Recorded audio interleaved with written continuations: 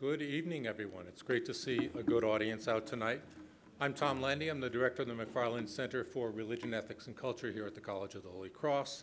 The McFarland Center sponsors a range of conferences, lectures, conversations that foster dialogue on questions of meaning, morality, and mutual obligation.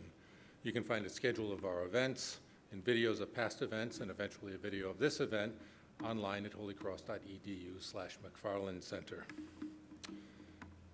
I'd like to welcome you tonight to a really important opportunity to learn about our history and to discuss with three key leaders what our shared obligation is in light of that history. Those of you here in the ballroom are joined by more than 250 Holy Cross alums and parents participating online, so I'd also like to welcome them. On most days, for me, and I suspect for most of you, Mount St. James feels a very long way from slaveholding plantations of the South. Depending on what you learned about American history, slaveholding can seem geographically and morally far removed from Holy Cross and from Catholic history. You may have been taught that Massachusetts was the place that slaves escaped to or through, a place of refuge, not a place implicated in slavery. Your understanding of Holy Cross's and American Catholicism's history may have been framed primarily by a narrative that begins with the immigration of poor Irish, Italians, Poles, Germans to the north and the Midwest of the United States. The Holy Cross and Catholic story may seem to intersect only tangentially with slavery, but historians have been telling us otherwise and digging deeper.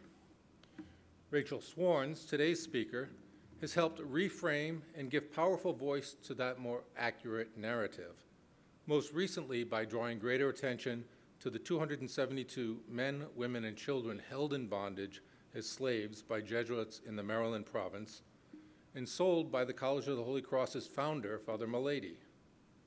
She's told the story in a compelling way, particularly by telling it from the perspective, given what we can tell from the historical record, from the perspective of the enslaved people and their descendants.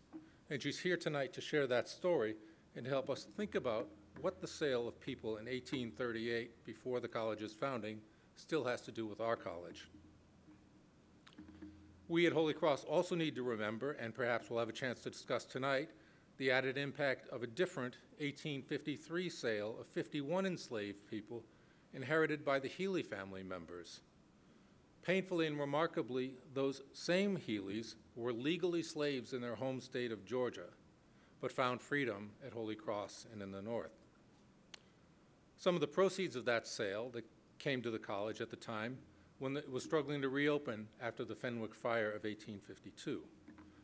None of that is secret at Holy Cross, but it's a story that we need to understand in greater depth, as Rachel Swarns has helped us to do with the 272. Rachel Swarns is Associate Professor of Journalism at New York University. She was a New York Times reporter and correspondent for 22 years. Her work on Jesuits and slavery touched off a national conversation about ties of many American universities, including Jesuit ones, to this painful period of history. The 272, published by Random House in June, helped link the institution of slavery more publicly to the subsequent growth of the Catholic Church in America, the topic that brings her here today. The 272 was named as one of the best books of the year by the New York Times Book Review, New Yorker, Time Magazine, and the Washington Post. And I'll add that remarkably, Rachel is the second Swarns to speak from this stage this year, the second Swarns sister. Her sister, Christina Swarns, executive director of the Innocence Project, helped captivate a student audience by presenting about wrongful incarceration last fall. So the Sworn sisters have accomplished an awful lot. I'd also like to welcome three people who will engage in conversation with her about the implications of the story that she tells. To my left, Dr. Helen Boucher, MD, Chair of the Holy Cross Board of Trustees, is a member of the class of 1986.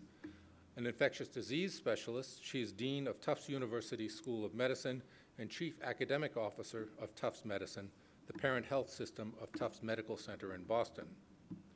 Father Joseph M. O'Keefe, S.J., the class of 1976, is the provincial of the USA East Province of the Society of Jesus, the Jesuits.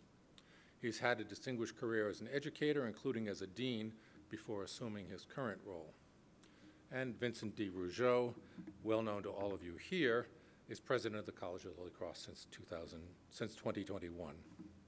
I'm grateful to Dr. Boucher, Father O'Keefe, and President Rougeau for wanting to talk to you about this painful legacy and what it means for us in the college. We'll hear first from Rachel Swarns. After her presentation, Dr. Boucher, President Rougeau, and Father O'Keefe and Ms. Swarns will talk together about some of the implications of that, and then I'll return back to the podium to moderate a Q&A that will move back and forth between questions submitted here in the ballroom and ones submitted online through the Q&A function if you're online, through the webinar. I'll ask you to be patient because a lot of people I know have already submitted questions through the Q&A, so we've got a lot of good questions we can look at, but I want good questions from here, meaningful, thoughtful ones from the community, and we will end by 9 o'clock. I mentioned this event is being live streamed, so those of you who do ask questions should know that it will be online on YouTube in the future. And finally, I want to note that the event is sponsored under the aegis of the Deichmann Family Lectures on Religion and Modernity, and to thank John Deichmann of the class of 1970 and his family for the support that makes it possible. So please join me in welcoming Rachel Swarns.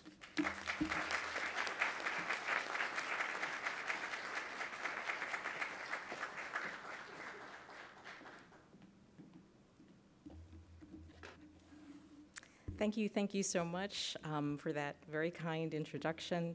Thank you all for having me here. It really is a pleasure to be here. Tonight, I want to talk to you a little bit about how I got started on this journey, what I've learned, and what all of this history means for all of us as Americans here and now. And the truth is that this talk, this conversation, couldn't be more timely. Just last month, Yale announced that its researchers had determined that the university's Puritan founders had enslaved more than 200 people.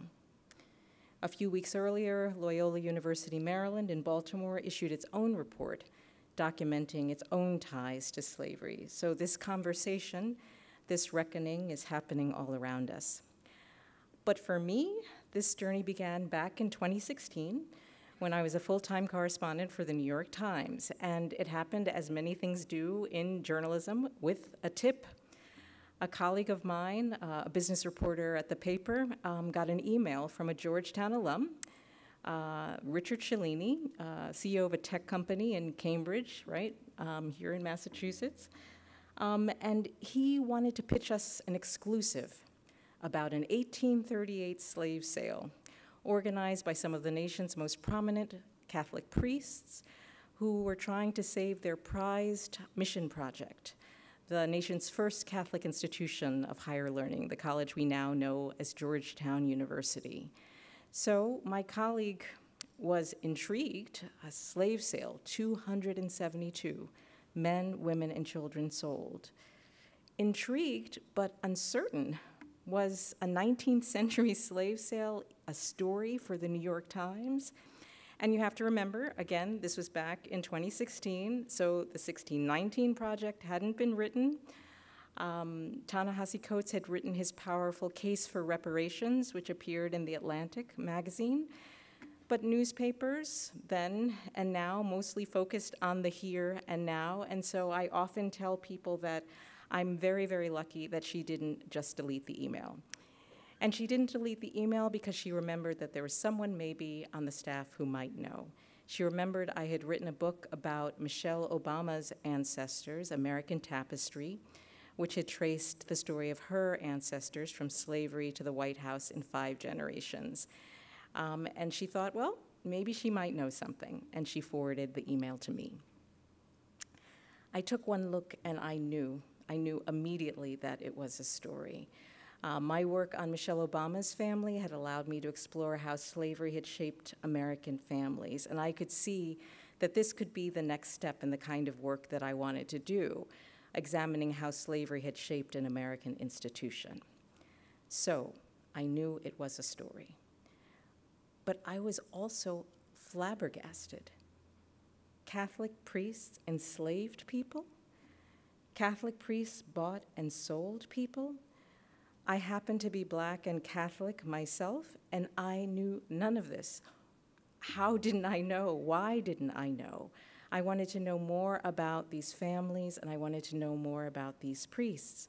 And so I reached out to this alum and got started on this story. I felt like it was urgent. I may have been the only one at the New York Times who felt like it was urgent, but I did. I felt like it illuminated how foundational slavery was to our country and to our institutions. But would it have resonance with our readers? I didn't know, and I figured we'd have to find out. The first story appeared in April of 2016 under the headline, 272 Slaves Were Sold to Save Georgetown University. What does it owe their descendants? We also ran a companion piece because the Georgetown alum, Richard Cellini, who had hired a team of genealogists to try to find descendants, had identified a handful of descendants by that point, but we realized that there must be more. And so we asked our readers in this companion piece, do you have a personal connection to this history? And we shared a passenger list, a passenger manifest from the ship that carried many of these people from the wharf in Virginia to New Orleans, which had the names of the people on board. And asked people, are you connected to this? Do you recognize family names? Are you from Southern Maryland and Black and Catholic, Southern Maryland, where many of these Jesuit plantations were? Are you Black and Catholic and from Maringouin, Louisiana, where many of these families ended up? More than 1 million people read that first story online. Thousands shared it on social media. It was one of the most widely read stories of 2016 in the New York Times. And scores of people reached out to us because they realized they had a family connection to this wrenching history, and they started to organize. But more about that in a bit.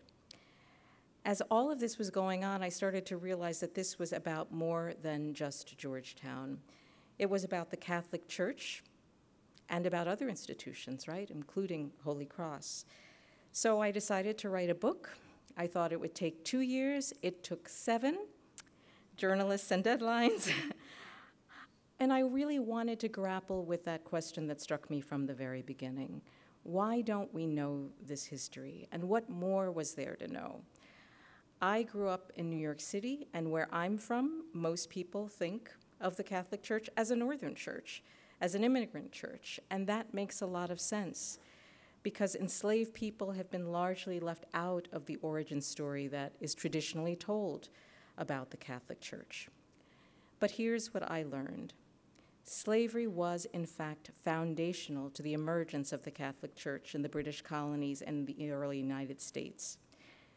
Priests who relied on slave labor and slave sales established the nation's first Catholic archdiocese, built the nation's first Catholic cathedral, established the nation's first Catholic institution of higher learning, Georgetown. Priests who operated a plantation and sold people established the nation's first Catholic cemetery. The very underpinnings of the church were built by priests who relied on slavery. But in writing this book, I was confronted with a challenge. How do you tell this story? How do you get people to listen? Because when you write about slavery or research slavery, you're very aware that there are people who, right from the beginning, are going to say, hold up, nothing to do with me, long time ago, no thank you. And I'm a journalist. I think about audience. I think about engaging audience. And it seemed clear to me that the way to draw people in and to deal with the erasure of the enslaved at the heart of the story of Catholicism in America was to focus on the families. 272 people were sold. Scores of families. I would focus on one, the Mahoney family, and I'll tell you more about them in a bit. So right about now, you might be asking yourself some of the same questions that I asked myself. How in the world did Catholic priests rationalize this? How did they justify this? And here's what I learned. These priests were actually quite complicated. Unlike some white people, they didn't view the enslaved as animals, as brutes. They viewed them as human beings with souls, as human beings with souls that needed tending. And they believed that they, as priests, had an obligation to tend to those souls at the same time that they felt comfortable buying and selling their bodies. Now, how did they square that circle? Well, slavery was legal, right? And for a long time, Rome, which condemned the enslavement of the indigenous in the Americas, Rome remained silent about the enslavement of Black people here. But it's really important to know that all along the way, there were priests who raised questions and concerns and even protested that mass sale in 1838. And this is important because when you're writing about slavery or researching slavery, there are also people who will say, stop right there. Don't bring your 21st century morals and, ethics to this issue. Slavery was legal at the time, and it certainly was. But I'm here to tell you that there were Catholic priests who were wrestling with these moral questions in real time. They were lonely voices, for sure, but they were important ones. And there are a couple of priests who exemplify that kind of divide, and I want to introduce you to two of them. The first, you already know, that's Thomas Milady, obviously, an early important president of Georgetown and influential leader of the Jesuits, Maryland Jesuits in the 1830s, first president here at Holy Cross. He was a member of that first American-born generation of Jesuits who sent to Rome to be educated with the idea that they would become the most important Jesuit leaders in the country. And Milady had grown up around slavery. His father enslaved people, so he knew it up close. But he was also a visionary. He looked around and he said, the future of this Catholic Church is not this rural plantation-based institution that we have here. He looked north, and what he saw was waves of immigrants pouring into the cities, Catholic immigrants. And he said, the future is there, and that we as Jesuits need to position ourselves to build a constellation of colleges to educate and nurture these newcomers. And of course, he was absolutely right. But to try to accomplish that goal, to save Georgetown, to try and make this vision a reality, he took the step that we all now know. He decided to sell 272 men, women, and children to save Georgetown and to make this idea that he had a reality, or to try to. There's another priest I want to tell you about quite briefly who had a very different perspective. His name was Joseph Carberry. He was also American-born, also had relatives who were enslavers, but he had a very, very different outlook. When he looked at the enslaved people on the plantation he managed in St. Mary's County, Maryland, he saw people with capacity. He saw people filled with faith. He wrote a letter about an enslaved man who built a windmill and marveled at the craftsmanship. When the Jesuits complained about the plantations being, not performing well enough and the enslaved people not working hard enough, he thought to himself, maybe we should pay some people. And he started an innovative experiment on his plantation where he divided up the acres, allowed enslaved families to plant, harvest, work the land as they saw fit, and shared in some of the profits with them. And when a senior Jesuit from Ireland came, someone who had been to the plantation in the 1820s, came in the 1830s and saw the plantation, he marveled at the difference. And when Father Carberry heard about this slave sale that was coming, this mass sale, he had everyone in his community, white and Black, praying that it wouldn't happen. When it seemed like that wouldn't be enough, he went to Georgetown himself to voice protest. And when it seemed like that wouldn't be enough, when the slave traders were on their way to the plantation, he urged members of the Mahoney family that I mentioned to you to run.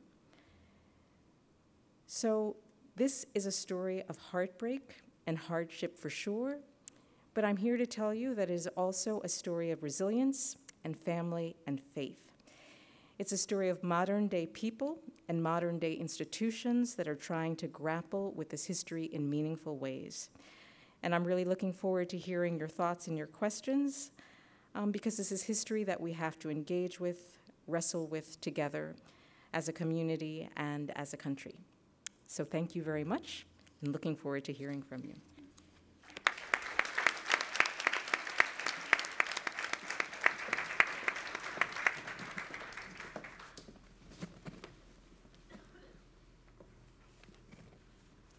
Thank you so much, Rachel.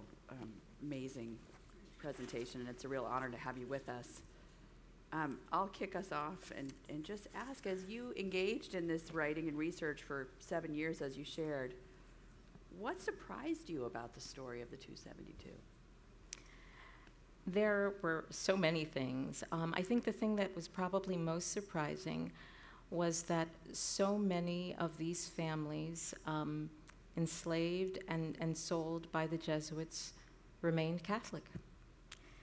And I want to tell you a little bit about the Mahoney family, so that you can get a sense of how meaningful that was and surprising in many ways. I wrote about the Mahoney family because their experience paralleled the emergence of the Catholic Church in the British colonies and the Church's reliance on slavery. And it started with the matriarch, a black woman by the name of Anne Joyce, who arrived as an indentured servant. And we all know a little bit about indentured servants, right? Mostly Europeans who came with a contract and a term of years to work. And she did too, with the idea that she'd finish her years and go on her way. But she arrived at a time when Maryland, which was established, as many of you probably know, in part as a refuge for Catholics who experienced discrimination in England. She arrived at a time when Maryland was transitioning from an economy that relied on indentured servants to one that relied on slave labor. She was forced into slavery. Her contract is burned. She loses everything except her story. And she tells that story to anyone who will listen, the white people around her, her children, her grandchildren. And it was simple. Our liberty was stolen. We should be free people. And her descendants resist. She has descendants who kill an overseer and are executed. She has descendants who take the Jesuits to court, sue the Jesuits to try to win their freedom, but only a few are successful. She has a descendant by the name of Harry Mahoney who saves the church's wealth during the War of 1812 and is rewarded with a promise from the Jesuits that neither he nor his family would ever be sold. And that promise is broken in 1838 in that mass sale. And yet, after the Civil War, when people had a choice of where they could worship, the Mahonies, many of them, and many of these families stayed. And it's notable that they stayed because thousands of black people left the church in New Orleans alone because the church was segregated after the Civil War, right? There was a lot of discrimination still within the church. And we don't really know why they stayed, but many family members stayed. Not only did they stay, but they became lay leaders, and some even became religious leaders and worked to make the church more responsive to and reflective of Black Catholics. And I don't know, the records don't tell us how they made that decision. As a Black Catholic myself, I like to think that they thought the church didn't belong to those men who did this, that the Father, the Son, and the Holy Spirit belonged to them too. And as a Black Catholic, that's really meaningful to me, and it was surprising. In fact, those sacramental records were really important in tracing the story of these families. Great, thank you. Joe, what surprised you in reading the book? I don't know if I was surprised, but I was deeply dismayed. And it's been said, how could these men of faith, and especially the crassness of separating families for financial gain. I didn't know really, well, I thought, given the early history of Holy Cross, really as an extension school of Georgetown. But it's also something that had been mentioned that somehow in the North, we were all abolitionists. And growing up in Massachusetts, that's sort of the story that I was told. well, who owned the ships who brought people here? So Right. I knew some of the Maryland history. I knew some of the Georgetown history. And now the connection to Holy Cross. It is Maryland, but it's bigger than Maryland. Thanks. Vince, how about you? Yeah, I think the surprise for me kind of builds on some of the things that Father Joe was just talking about. I wasn't surprised that the Jesuits owned slaves. You know, my family's from Louisiana. The Jesuits owned slaves. The Sisters of the Sacred Heart owned slaves. Yeah. All of the orders in Louisiana owned slaves, you know, if they had any wealth, because that was the economy, and that was how the economy was structured. So it wasn't really surprising to me that at least in southern Maryland there would be a connection to slavery. But what did surprise me was the kind of the raw ambition of Father Milady, which was, you know, his obsession with this notion of expanding the church, which required him to make almost this Hobbesian choice, right? I will sell these people whose lives have been shaped by our ownership of them, but who essentially we also have committed to protect, because it is more important to me to ensure that this vision I have of the future of the church in this country is realized. And what's really troubling about it is, as Rachel said, he was right in terms of his vision for the church.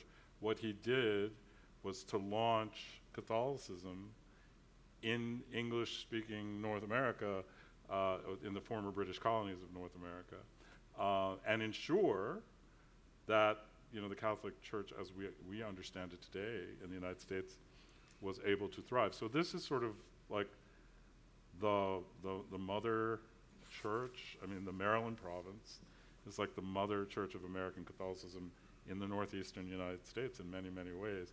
But it required this very, very troubling act of the sale of 272 human beings, at least as the history then spilled out. And that I didn't know. I mean, I was not so aware of how much came after this, what that wealth actually allowed to happen. Yeah, thanks for that. I'm going to start the next one with you, Joe, and then ask Vince to comment. So, knowing this history, does it make you look at Holy Cross and the mission of Holy Cross in a different way? Well, I think, you know, even from the time when I was here, right, reading Gustavo Gutierrez, Liberation Theology, 1974. So I think the faith that does justice is not something new. Now, easier to talk about than to put into practice. I think the history that we know about related to the descendants who are the people who were enslaved and sold gives greater impetus for that work of racial justice and the sensitivity that comes from that. So, you know, we're in a process of planning for the East Coast province, looking ahead to the next 10 years. One of the primary goals is achieving racial justice and standing up for that and being prophetic. Holy Cross, as an institution sponsored by the province, will be expected to share that mission along with the other 10 higher ed institutions, the 30 schools, the 4 retreat houses, the 17 parishes. So the work of racial justice, human dignity, and, you know, our apostolic preferences for the whole society of Jesus around the world, how crucial it is to walk with the excluded and the marginal. That's who we are. That's what God is calling us to do. And it's an awareness of the situation in which we find ourselves. When I was thinking about that north-south issue, an auxiliary bishop in New York, I was having a conversation with him. He had gone up to Sullivan County to celebrate confirmations. And he said, Joe, I was shocked by the number of Confederate flags I saw. And it's really not about the Confederacy. I think it's really about white supremacy. So we have a lot of work cut out for ourselves. Absolutely, absolutely. Vince? Yeah, I guess when I think about the connection to Holy Cross, it's now something, now I have some information that really allows me to see just how intimately connected the creation of this institution is to the history of enslavement in this country. I mean, our connection to Georgetown is pretty direct, and Georgetown is the source here of this particular transaction, or the reason for this particular transaction. But that actually gives me a sense of mission and a sense of meaning, to build on what Joe just said, in that so many aspects of what we do and who we are as a Jesuit Catholic institution can now be invigorated and enlivened by that history. These people gave their lives so that we could be here today. And it speaks to the incredible importance of seeing God in the lives of the marginalized, of the excluded, of those who suffer. And so it's a way of reminding us that our very existence as an institution is based and built on that to some degree. Our obligation then to continue to be a place that seeks to do justice for those who are excluded, for those who are marginalized, therefore does not end. It is something that's an ongoing obligation we have.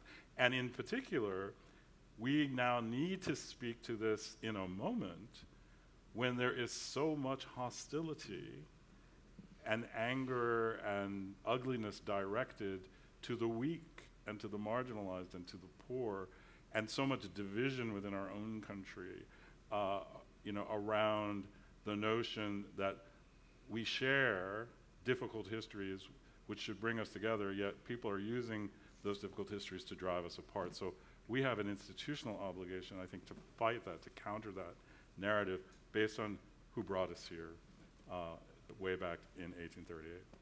Yeah, thanks for that. So Joe, has a greater understanding of this history of Jesuit enslavement prompted a response from the Society of Jesus, and do you think that response has been adequate? It's an ongoing response, right? So the identification of the descendants has allowed us to enter into a friendship and a relationship with the descendants. The DTRF, the Descendants Trust and Reconciliation Foundation, that has several goals. One is to provide care, especially for elder descendants who can't get decent health care and housing, so it's that kind of support.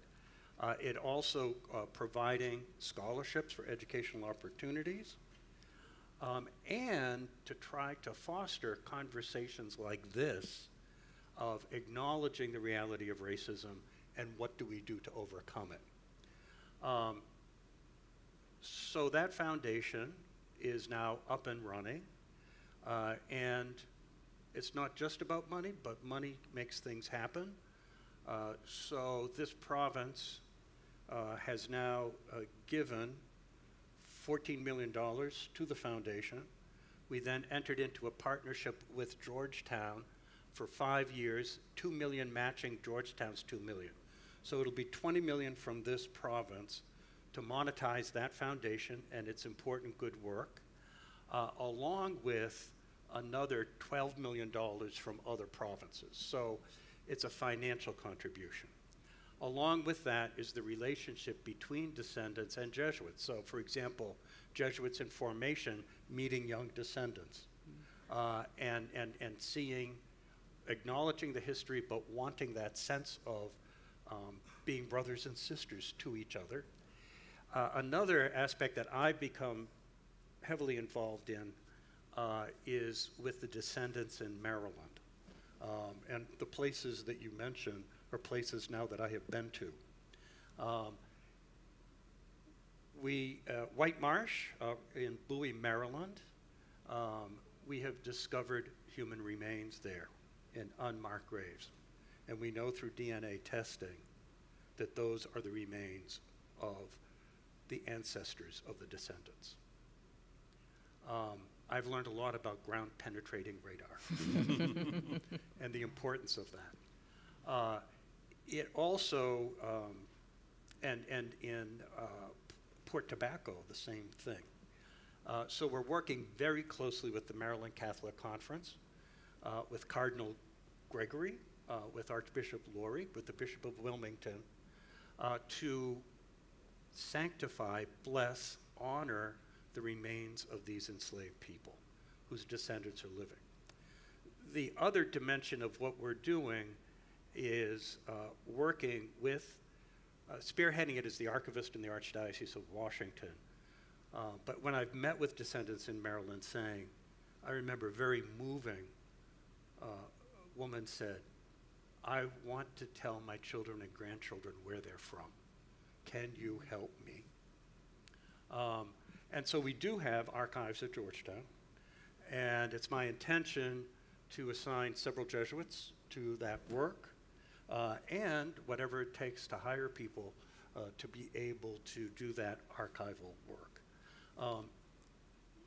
I think much of it can be found in sacramental records, and that's why it's so important, not only the Jesuits, but working with the diocese in the state of Maryland.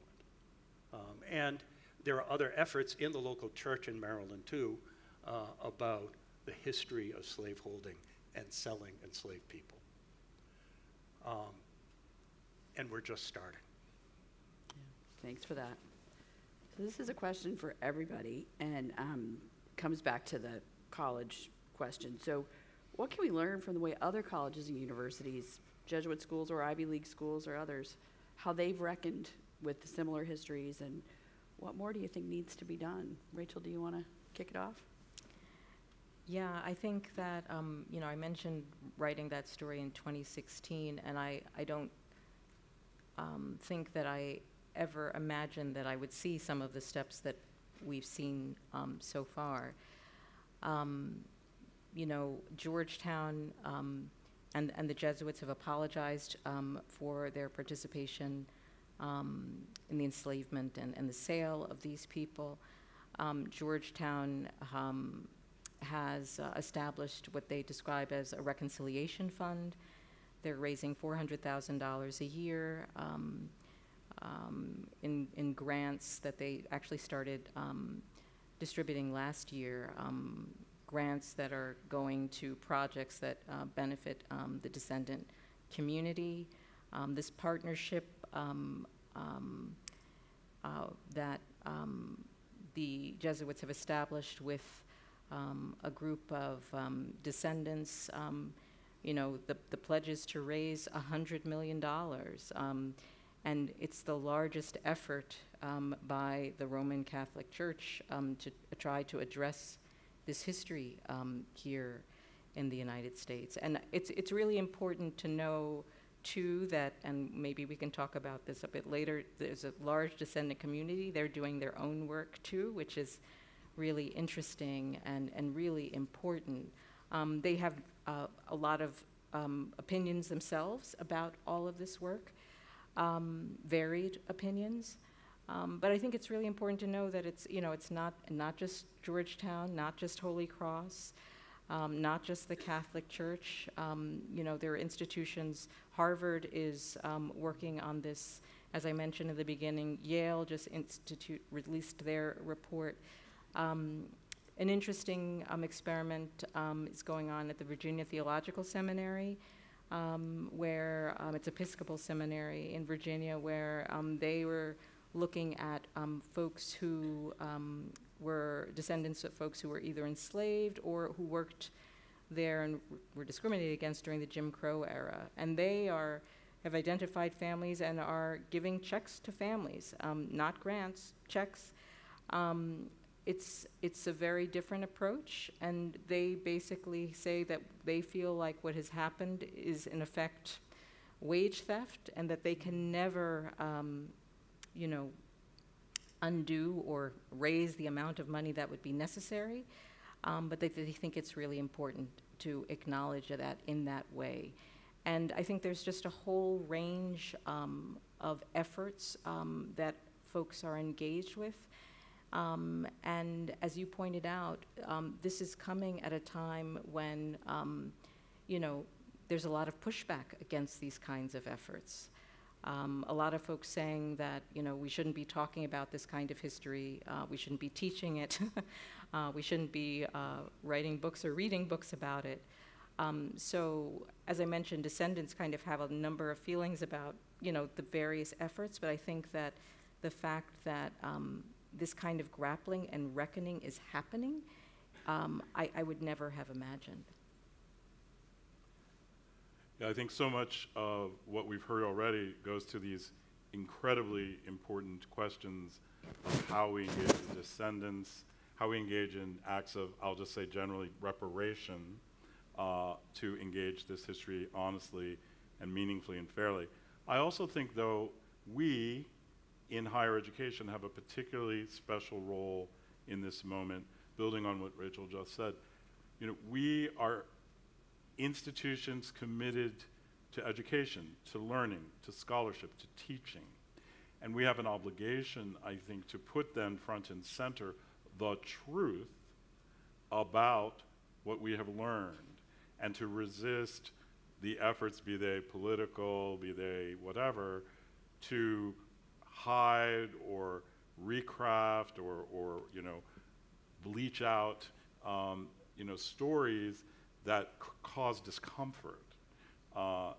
So in this effort to create comfort in identity, the stories, the real stories of people and how they suffered and how they contributed are eliminated on purpose. To what end?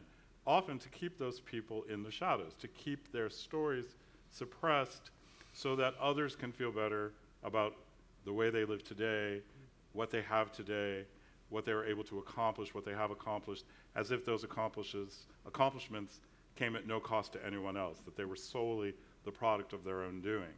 And that's a myth that is so deeply woven into American society that, and it's a myth that needs to be busted. It's a myth that needs to be challenged. And it's a myth that I think, if challenged and if reckoned with more honestly, could really help to rebuild this society as a healthier society, as a more connected society. I mean, for those of us who feel a deep personal connection to these stories, there's a goodness in it to see yourself, people who look like you, reflected in what created great institutions. Even if it was at great pain, your role was central, or the role of people you descended from was central. But why is that sort of story being suppressed? Well, in the context of being an institution of higher learning, we at places like Holy Cross, we across American higher education can push back and push hard at insisting upon the fact that we are doing the research, we are revealing the stories, and we are going to put them out there because this is what we do. This is why we teach. And we should not be, you know, cowed by political and other forces that tell us that we are speaking, you know, in ways that are causing problems for others. Well, that's what higher education has always done. That's why people have tenure. That's why these institutions are independent. And that's why we, in particular, place so much value in our Jesuit Catholic heritage, because it allows us to center the humanity of the individuals that are parts of our stories, the people that we teach, the people who work here as faculty, the people who work here as staff, and to see the humanity in others, and to use that as a way of pushing back against this other way of understanding who we are and what we do in this country. So I think we have to think about our response in ways that really do center who we are as institutions of higher education and partner with all of these other institutions in this moment where we're being challenged so directly for what we do and what we believe in. I certainly agree with that. A point I think that's important to make is not only what gets taught, but who gets taught. We have something called the Mission Priority Examen, which is a process, self-study, and then a visiting team that determines that with the recommendation of the province, Father General determines that this, in fact, is a Jesuit and Catholic work. Vince just finished the visiting team at St. Peter's University in Jersey City. I want to talk about a lot of first generation. Mm-hmm. So I think in the higher ed level, one of the criteria that makes a school Jesuit, how accessible is a Holy Cross education to people, to diverse populations, but also to first generation, to people who come from, now they used to say low-income families. That's kind of a misnomer. Low-wealth families, because much wealth gets passed on generation to generation. So the socioeconomic status of Holy Cross students and of the other places. I also don't want to overlook, we're in the school business, not just the higher ed business.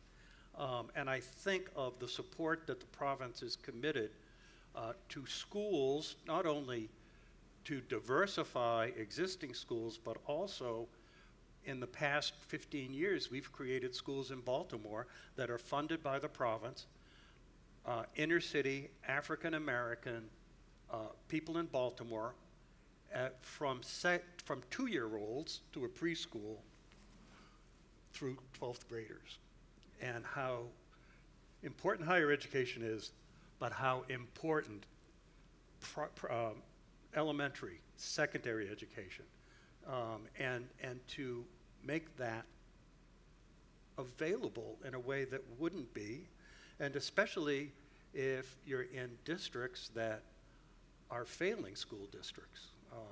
And not only is it giving educational opportunity, but the things you talked about, human dignity, the social teachings of the church, a vision of what the world should look like, God's dream for the world. So higher ed and education more broadly is something that this province is certainly committed to. And again, it's not just dollars, but dollars matter. Thank you. So we're going to come back. I want to come back to the response, and we've talked about a variety of things, from financial to engagement to, Rachel, you're raising what the descendants' thoughts were, but I want to kind of fine-tune the question a little bit to what's your view of a just response, and what could we as Jesuit institutions contribute to a just response to the 272? So this is always a tough question for me, because I'm a journalist. I'm not I'm not a columnist, or I'm not an op-ed type person. So I'm not a policymaker. So I don't see myself in the prescribing solutions business. What I do think is important is grappling with the history, as we've been talking about. I think that engaging with descendants is important. I think that having this history and the understanding of this history being something that is sustained in the institutions.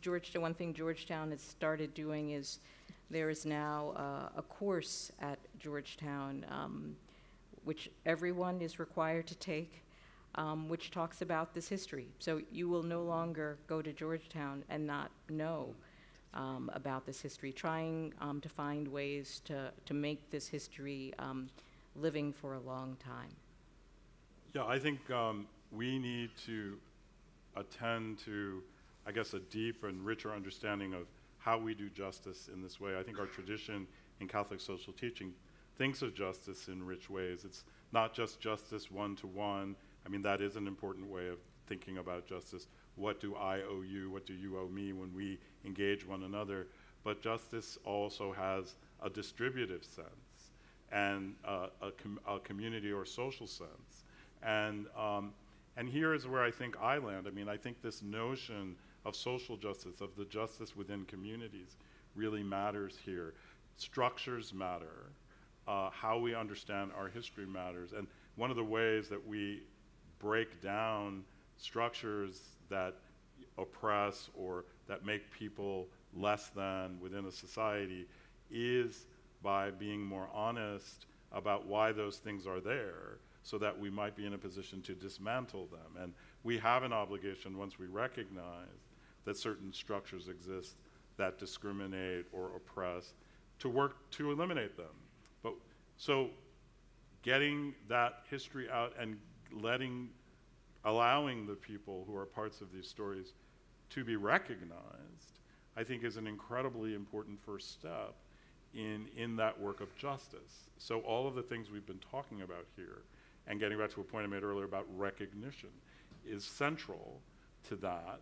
So we have to keep digging into these stories, listening to the descendants, looking in the archives, understanding why people haven't been willing to tell us things today or in the past that maybe they're willing to tell us today, so that we can really get to the root of who we are as an American society, and then hopefully move to being something better.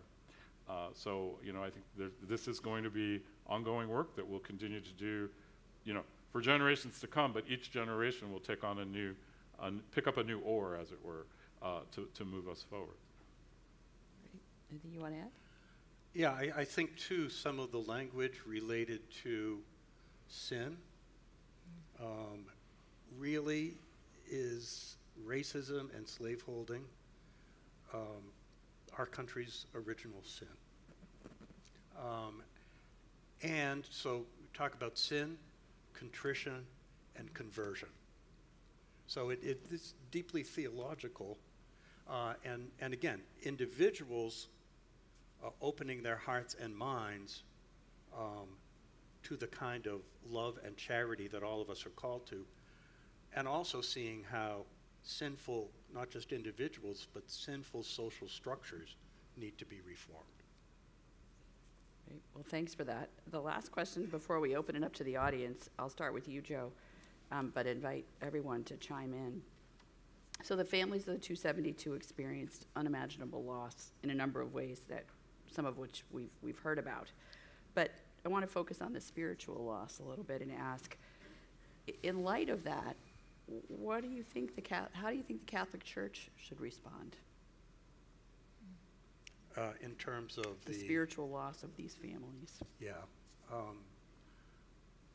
With the descendants that I have met, I have to say I'm astounded by the fact that they're still associated with the Catholic Church. There's kind of a depth of faith and a resilience there. I'm sure some have walked, right? And justifiably. But many, again, I think it's a recognition of a sinful world. And, a kind of, not a denying of what happened, but a posture of wanting relationship and reconciliation, even despite that spiritual wound and being owned and being separated from your loved ones and being sold. Anything to add? Yeah, I would say, too, think of the gift that these families, these descendants, these stories, think of the gift that it can offer to the church in terms of how it adds to how we understand human spirituality, the rich complexity and diversity of the Catholic tradition, right? How we celebrate together, the rituals that we can build and create as a community when we introduce these kinds of experiences, this kind of faith story into our practices, into our religious devotions, into the music that we use or the ways that we worship. In a way, it allows us to kind of break out of this understanding of our traditions sometimes as kind of belonging primarily to certain cultural experiences and complexifies them and then makes them more Catholic, small c and big C, right? And so, I think one of the great things the church can do is to aggressively open itself to the richness of the different ways we all can contribute to how we experience our faith. And by hearing the stories by hearing stories like these and really engaging them deeply and reaching out to these descendants and their parishes and their worship, making the experience of the faith much more deeply, deeply religious, deeply meaningful for all of us. Rachel. I often say that this is hard history. And I think it's hard history that we are all living with. And I think that, you know, there's the capital C church and the small c church. And I would say for all of us who are members of the small c church, you know, that discomfort that sometimes comes with hearing this kind of history, that inclination sometime of kind of maybe averting your eyes or distancing yourself.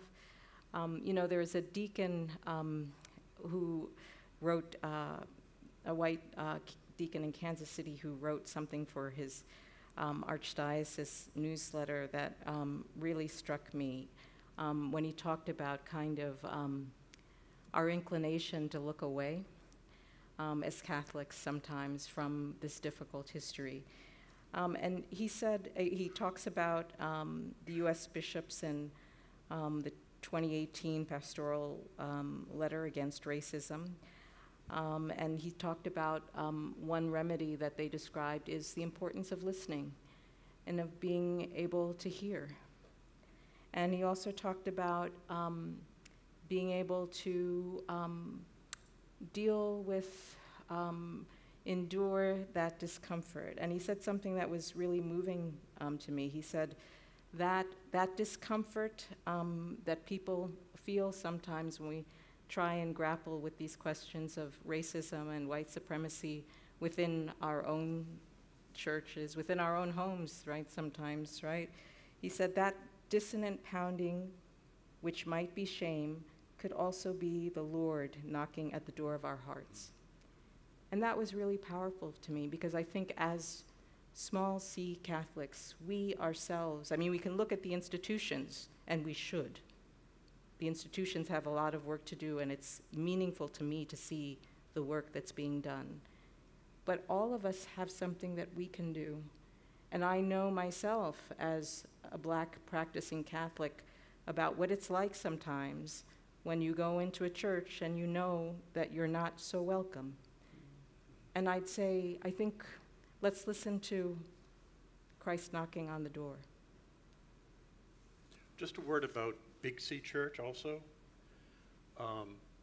The amazing changing demographics of the Roman Catholic Church.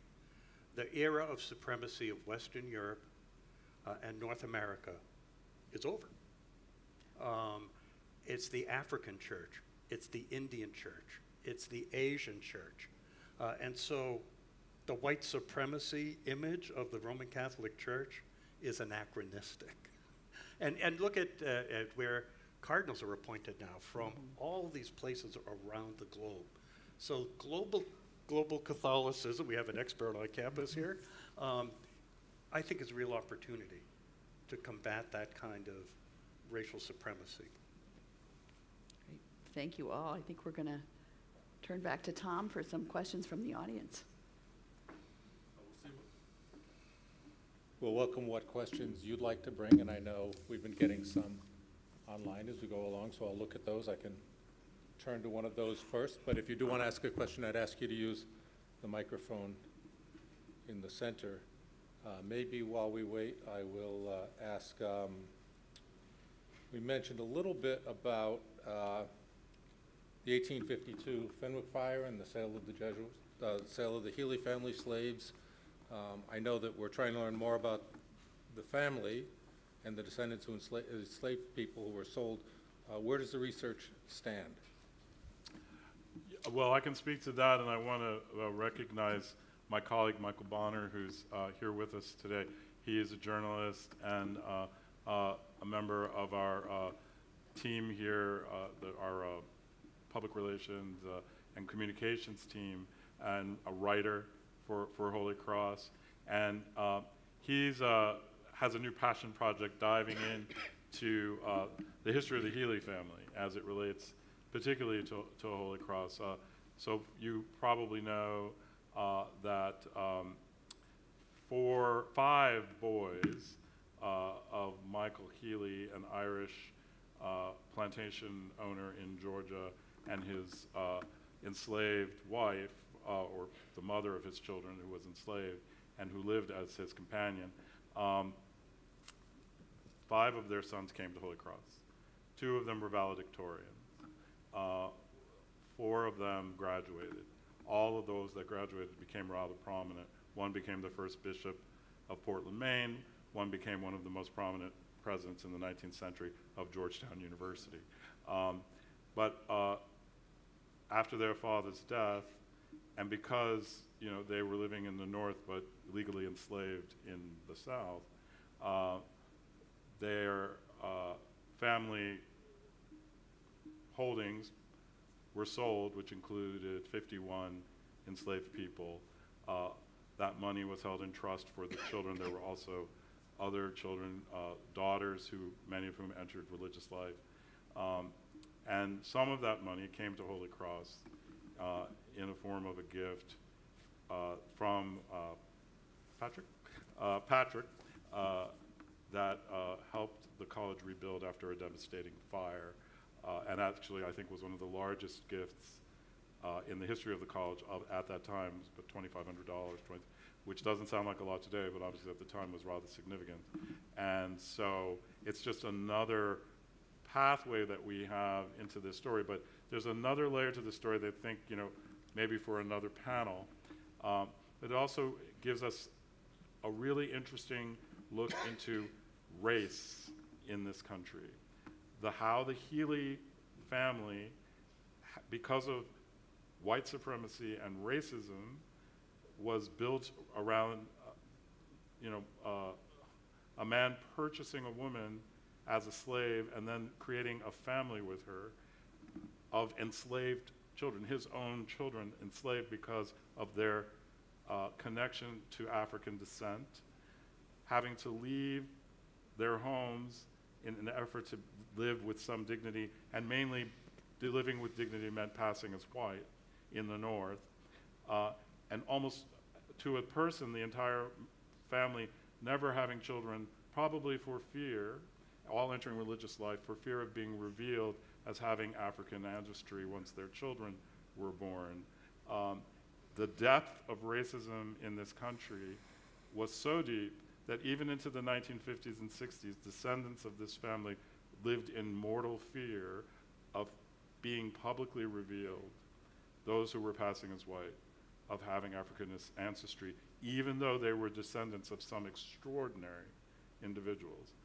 That's our history in this country. That's what racism has done to this country, and that's what we need to reckon with today in a much more honest fashion. So we're hoping that we at Holy Cross can be a source of more information about this extraordinary family who has contributed so much to our church, our institutions, and our history as a nation, but is also telling us a very difficult story about who we are as a people. Thanks. Father Jim Hayes, chaplain, class of 72. Ms. Swarns, I thank you so much for your hard work and your research. I read the book this summer, and the story that has come down to me, and it wasn't clear to me from the book. I wonder if you might be able to clarify this. What I learned was that Father Milady was the provincial when the sale took place.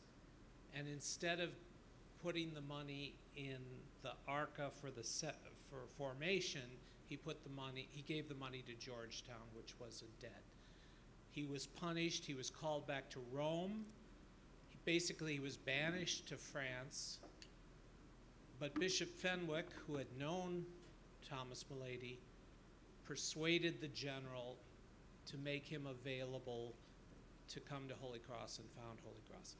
Do you think during his time of punishment, banishment, that he had any kind of conversion experience? I don't know. I have no idea. I wish I could.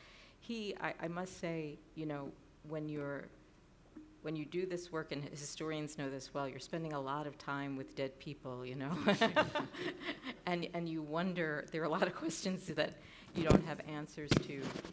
He is an enormously, complicated and fascinating person, and I would say that his personality, like his letters, his personality crackles off the page. I mean, his letters are just something to read. So you could tell kind of what a personality he was, and his force of will, you know, to make this vision a reality was something, you know, even and willing to take the steps that he took and to devastate these families, also something. You know, I don't know. I don't know. Thank you. So someone online asks, with the demise of affirmative action and Holy Cross's goal to attract racially and other diverse student body faculty, is Holy Cross considering reparations as legal ethical basis for scholarships, admissions, cluster hiring, et cetera? I don't know if we've come to a point of saying we're considering reparations per se in the generally understood use of that term. I think we're trying to think comprehensively in this new legal environment and strategically about how we, particularly we as a Jesuit Catholic institution, can honestly engage with the reality we believe about race being something that is real and that remains an issue in this society, despite views to the contrary from, say, the High Court. But how we respond, I think we just need to think a little bit more deeply about what does that mean? What can we do that will allow us to, you know, follow our beliefs and, you know, offer opportunities to people who have been marginalized because of race in this society within the boundaries of the law. And so I think you'll be hearing in the months and years ahead some of the ways that we're hoping to engage that. You know, it's a little too early for me to say specifically, but you know, I think we will be doing some very specific things to address that and to you know, make that commitment real for the institution. Another question from online. People, feel free to come to the mic, but I'll go to some online questions if you don't do that. We often find it relatively easy to say that institutions owe something back to people who are harmed by slavery, but it seems harder to talk about what individuals owe back. Seemingly everyone here, every student, faculty member, employee, has benefited from the forced sacrifice of these enslaved people. What do each of us as individuals owe the 272 and the 49 and their descendants? Well, you know, I think it's taking responsibility collectively for what happened in the past. I think it's working for justice. It depends on how people use their resources to support others. It depends on how, when I think about Jesuits, with whom do Jesuits engage? What do Jesuits study? What kind of ministries are they in? So those are some things that individuals and the choices that they make, or in this case, the choices the provincial makes for Jesuits, entails some of that. Yeah, and I think what I would add is individually we can challenge the increasingly pervasive argument, I certainly hear it a lot, that I, today, bear no responsibility for what happened then. I'm constantly amazed at how many people in this country feel that they can disconnect themselves from this history by virtue of not having participated in it directly, or even by saying that their ancestors didn't participate in it as if they really know. But that's not the point. That's not the point. We all bear this legacy as Americans. You know, these things were done in our names to create institutions, to create wealth, to preserve opportunity for some at the expense of others, and to create the structures that we were talking about earlier that now continue to maintain some of this, this discrimination, this exclusion. We don't have to take individual responsibility for the acts, but we do have to take individual responsibility for undoing the harms. So we, I think, have that responsibility that we can think about individually about how do I work to undo the harm. And one way to do that is to not place yourself in a sense of denial that it has nothing to do with you. Hi, thank you for being here. My question is for you, Ms. Swarns. Can you talk a bit about the process of like identifying the story of the descendants of the family? Thank you. Yeah, so, as I mentioned, knowing, unfortunately, that this thing that you're saying we should push back against is something of a reality that, I had to find ways to engage people in this story and the idea of focusing on a family. My idea initially was that, this sale tore apart families, so I wanted to focus on a family that had been split by the sale. I'm a journalist, so I really didn't want it to just be this story of this family back in 1838. I wanted to connect it to someone, modern day person, living, breathing on this side of history, to kind of show how this connects to kind of where we are now. But it's a great question because it's a nice idea, right? But it's really hard, and it's hard because you may know that, enslaved people by law and by practice were barred from being able to read or write. So the records are super difficult. I mentioned, when I wrote that companion piece to the larger story, trying to seek out family members who might be connected to this story, that passenger list was notable because it had the passengers, the enslaved passengers, with first and last names. Enslaved people in the records often are nameless, or they appear only by first names. So what are you looking at then? You're looking at property records, essentially, right? Enslaved people were property. So you're looking at inventories, you're looking at plantation records, you're looking at mortgages. The Jesuits, the buyers who bought from the Jesuits bought on an installment plan, if you can imagine, so they paid over time. Letters that the Jesuits wrote about enslaved people. But, basically I ended up settling on the Mahonies. Sometimes the descendants would say, well, but what about my family? I'm like, you're absolutely right. Your family is amazing too, but I can only work with what I have.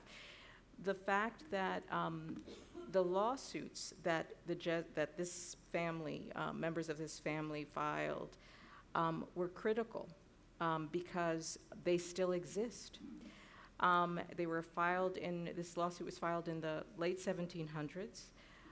They had, the depositions. You can go to the Maryland State Archives, you can read, and, descendants of Anne Joyce, the matriarch, told her story. There were white people who remembered stories. It actually gave me 100 years.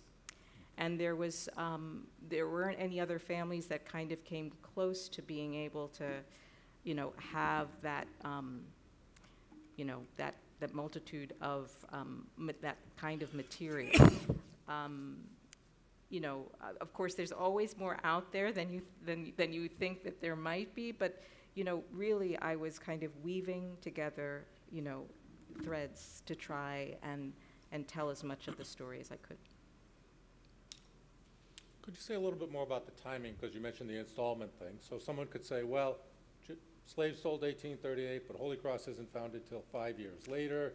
It's a very sad Georgetown story, but it has nothing really to do with us. So actually, Loyola University, Maryland, in fact, because after I wrote the first story, I started thinking about the other Catholic institutions, and Loyola Maryland initially put out a release saying, oh no, look at when we were founded, nothing to do with us. And I was kind of like, well, really? And, some of the most important documents, again, we're talking about property here, were financial ledgers. And, the payments, this sale took place in 1838, and the payments kept coming to the early 1860s. And not only, from these Louisiana buyers, but from small, farmers in Maryland, $100 here, $50 here, over the course of, a long time. I want to combine two questions because they're both sort of, why is this surprising to us? And one is that two Jesuit graduates of Holy Cross, Emmett Curran, a Jesuit, and Tom Murphy, have written about the enslavement. It's published in books, so it wasn't a secret. It's, I think, in thy honored name, Father Krasnevsky's book, too. But what you brought out sort of brought something. Was there something missing from those that you were looking at, talking about, or something there? And then let me just go to the other question because it's related. Someone says, I appreciate President Rougeau's commitment to bring these stories to light. However, I'm not sure why the history of ties to Holy Cross slavery is surprising, as a committee presented the report and recommendations of 2016 that provided many of these details well before President Rougeau and Chair Boucher. Do the panelists, and maybe I'll give that to other panelists, have a sense of why the college has, as this person says, done little to nothing in the 8 years since to report? Is this the looking way that Professor Swarns referred to? So, forgetting, how does the story get lost? And So yeah, it's important to know that the history of Jesuit slaveholding was known.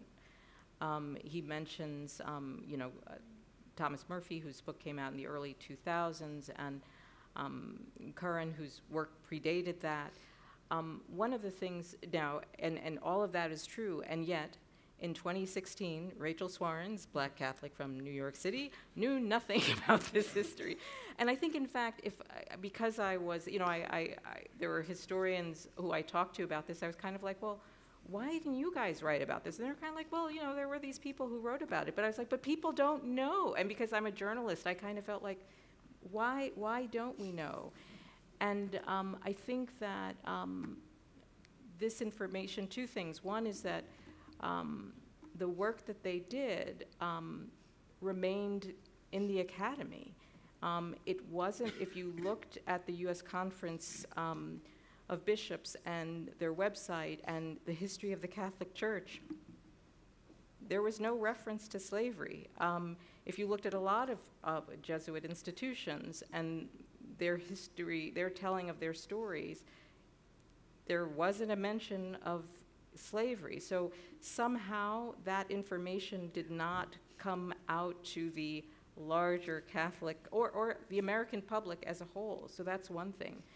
The other thing was that these works, which are so important and really, important to me as someone who was learning about this history and writing about this history, they centered the priests. They didn't write the story of the enslaved people. They wrote about, what the priests did, and in Murphy's book, how they rationalized this all important, very critical work. But the story of the enslaved wasn't told in those works. I wonder, Rachel, too, if the acknowledgement that Jesuits held slaves historically, the difference when you are face to face with a descendant of that enslaved person. I think that's also true, and it's really interesting. I mentioned Richard Cellini and his group when my first story ran. There were only about 3 people, a handful of people who had been identified. His team of genealogists had identified. There are now more than 6,000 people who have been identified.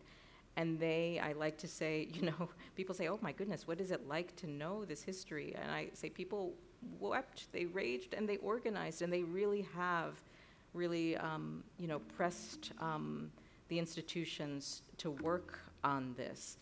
I would also say one thing that you said that is really important, and you alluded to too, as difficult as this history is, it is also like a miracle to know it. The records, like for descendants of enslaved people, to because again, it's so hard to find our history because of how we don't appear in the archives. This is a gift, it's the most painful, difficult gift, but it's why that descendant said, good Lord, can you help me? Because it's incredible too.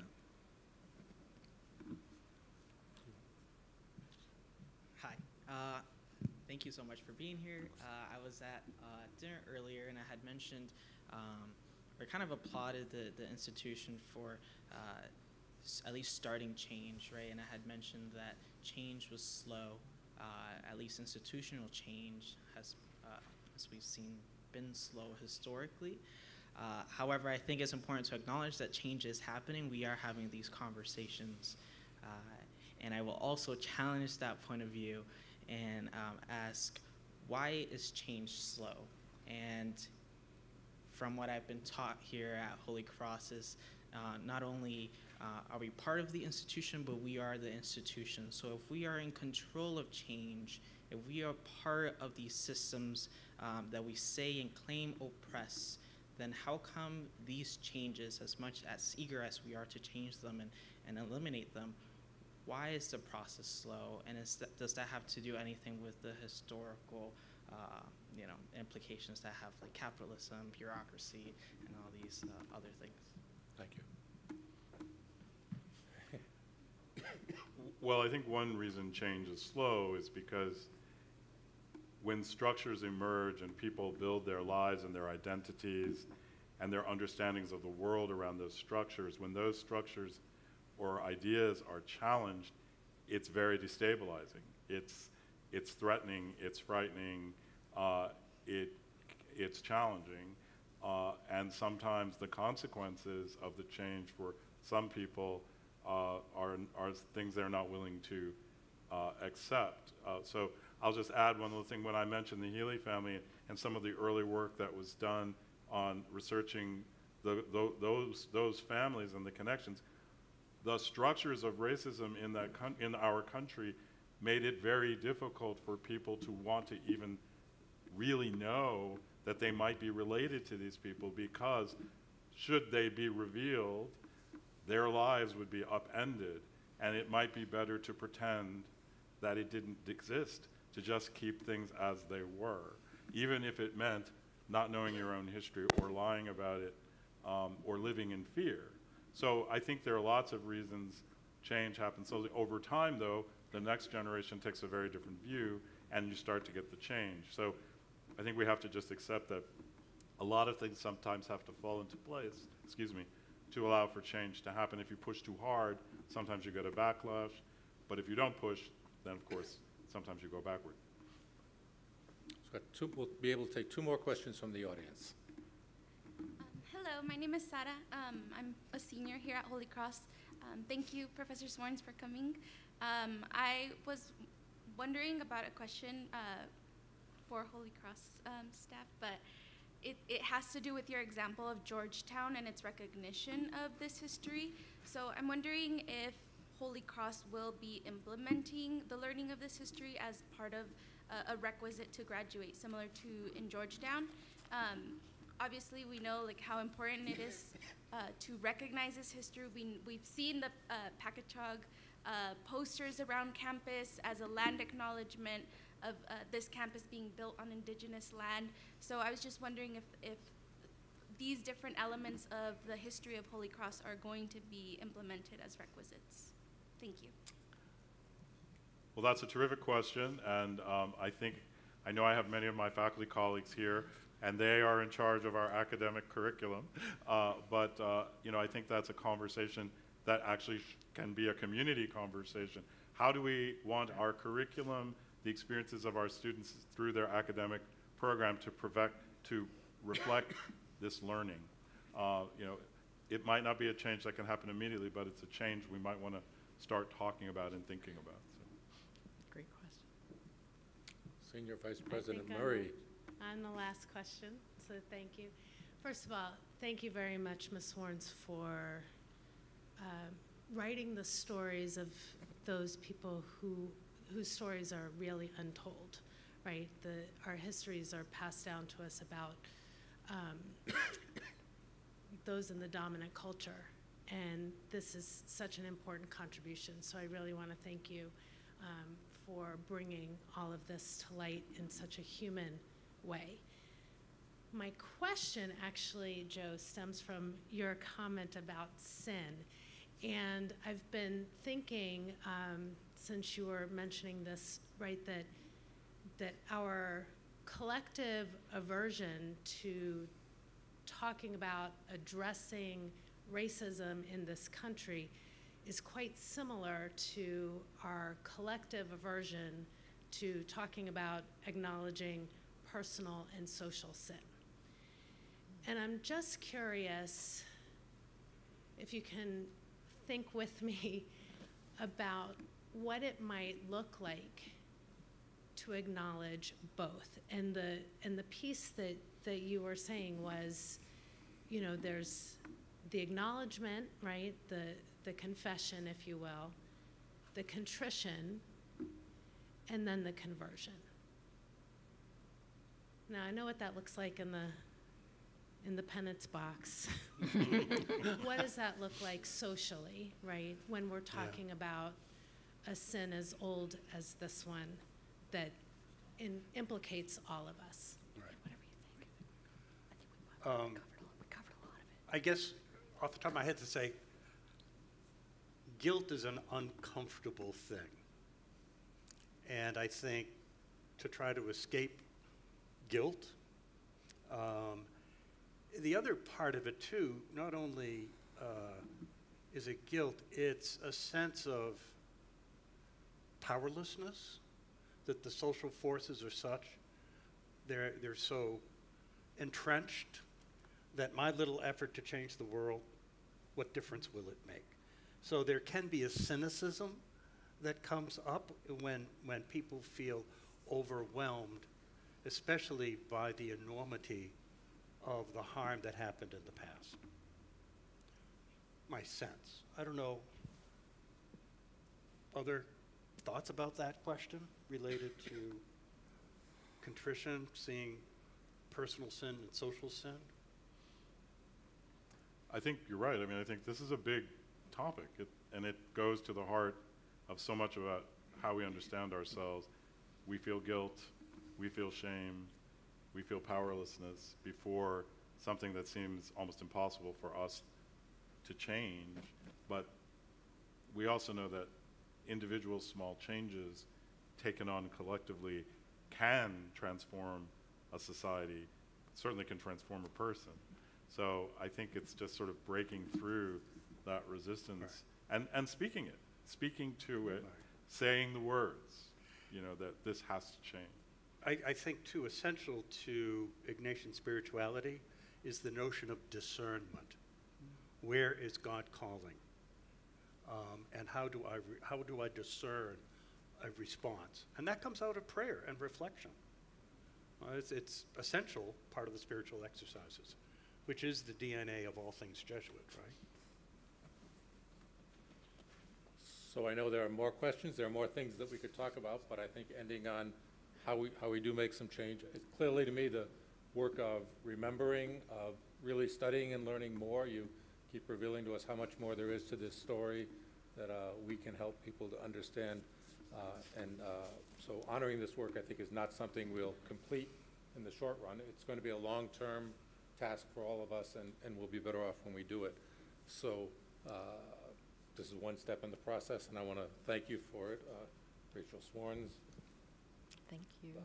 Vince Rougeau, Joe O'Keefe, and Ellen Boucher for being here with us and answering our questions. So, and thank you all for being with us tonight.